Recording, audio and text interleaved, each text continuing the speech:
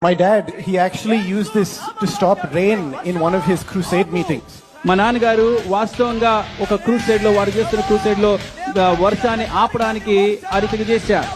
And me, I also used this authority back in the US. అమెరికాలో ఆ అధికారాన్ని నేను కూడా వాడాను. I was in the countryside visiting one of my friends. అక్కడ గ్రామ ప్రాంతాల్లో నా స్నేహితులు ఒకరిని దర్శించడానికి వెళ్ళాను. And there were fires happening because the weather was so dry and there was heat. మరి వాతావరణం అంతా కూడా చాలా పొడి పొడిగా ఉండి చాలా ఉష్ణోగ్రత ఉండి మంటలు వచ్చే పరిస్థితిలో ఉంది. So when the fire started, we had to rush back to his farm. ఆ మంటలు రేగుతూ ఉన్నప్పుడు మేము త్వరపడి వెనక్కి వెళ్ళిపోవాల్సి వచ్చింది.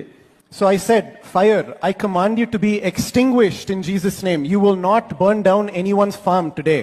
మరి అప్పుడు నేను యేసు నామములో అగ్ని నువ్వు ఆగిపోవును గాక, ఈ రోజు ఎవరి పొలమును కాల్చవు అని ఆజ్ఞాపించాను.